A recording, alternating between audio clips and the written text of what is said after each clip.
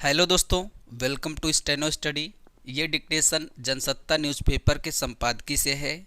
Speed रहेगी 100 word पर minute की और ये 5 मिनट का डिक्टेशन है। न्यूज़पेपर से पहली डिक्टेशन है। अगर आपको पसंद आए तो कमेंट करके ज़रूर बताइएगा, तो आगे ऐसी ही डिक्टेशन आपको प्रोवाइड करते रहेंगे। पीडीएफ आपको टेलीग्राम में मिल जाएगा। डिक्टेशन स्टार्ट होगी 5 सेकंड के बाद। स्टार्ट।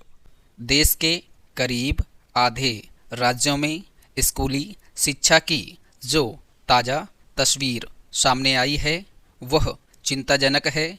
हालत यह है कि कई राज्यों में 10वीं कक्षा के बाद पढ़ाई छोड़ देने वाले बच्चों की संख्या बढ़ती जा रही है।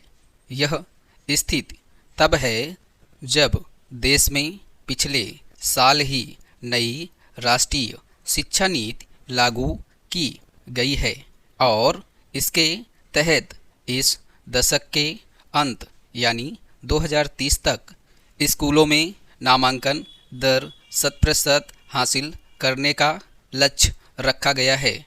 ऐसे में यह सवाल उठना स्वाभाविक ही है कि अगर बड़ी संख्या में बच्चे बीच में ही पढ़ाई छोड़ने तो मजबूर होते रहेंगे तो शिक्षा के क्षेत्र में तय किए जा रहे लक्ष्य कैसे हासिल हो पाएंगे।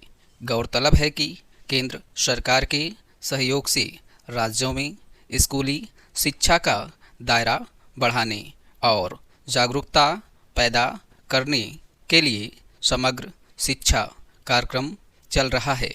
इसका मकसद ज़्यादा से ज़्यादा बच्चों को स्कूली शिक्षा मुहैया कराना है, पर शिक्षा मंत्रालय के परियोजना मंजूरी बोर्ड की रिपोर्ट बता रही है कि इस अभियान में वैसी कामयाबी मिल नहीं रही है जैसी मिलनी चाहिए। अगर बच्चे बीच में ही पढ़ाई छोड़ रहे हैं तो निश्चय ही इसके पीछे उनकी अपनी मजबूरियां होंगी, लेकिन इसे लेकर सरकारें भी अपनी जिम्मेदारी से बच नहीं सकती। बड़ा सवाल यह उठता है कि आखिर शिक्षा के इस महाअभियान को आगे बढ़ा पाने में सरकारें कामयाब क्यों नहीं पा रही। शिक्षा मंत्रालय के परियोजना मंजूरी बोर्ड की रिपोर्ट बता रही है कि बिहार, गुजरात और मध्य प्रदेश जैसे बड़े राज्य उन राज्यों में शामिल हैं जहां से स्कूली शिक्षा की यह बदतर तस्वीर सामने आई है। हालांकि ओडिशा, त्रिपुरा, असम, पश्चिम बंगाल, झारखंड और कर्नाटक भी इस सूची में शामिल हैं, पर बिहार, गुजरात और मध्य प्रदेश जैसे राज्यों में भी अगर 10वीं कक्षा में बीच में ही पढ़ाई छोड़ देने वालों की दर सबसे ज़्यादा हो तो यह चिंताजनक है। इससे यह भी पता चलता है कि इन राज्यों में स्कूली शिक्षा व्यवस्था किस हाल में चल रही है। मध्य प्रदेश और गुजरात तो संपन्न राज्य होने का दावा करते रहे हैं। हर मामले में गुजरात मॉडल की दुहाई दी जाती रही है। मध्य प्रदेश भी कोई विपन्न राज्य नहीं है।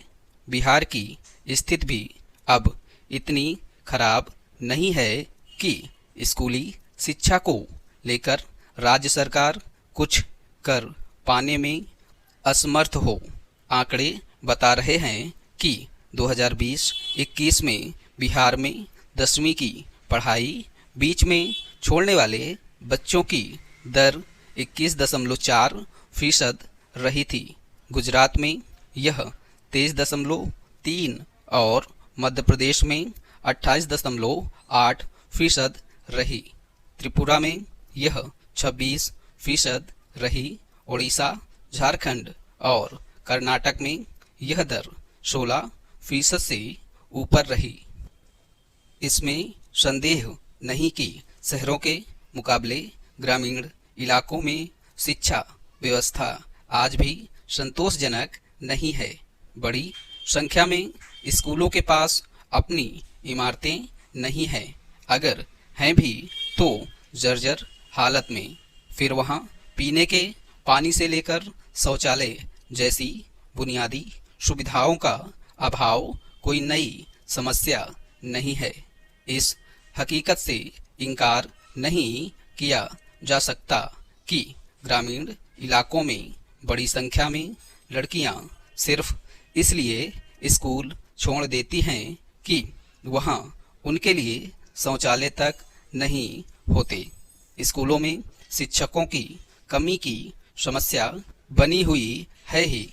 फिर स्कूली शिक्षा बीच में छोड़ देने का बड़ा कारण गरीबी भी है।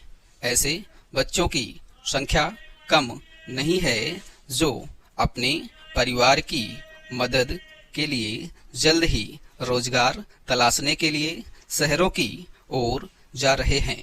पर बड़ा सवाल यह है कि जिन सरकारों को शिक्षा की मद में केंद्र से पर्याप्त मदद मिल रही है, जो साधन संपन्न हैं, वे भी इस मामले में पिछड़ते जा रहे हैं। स्टॉप।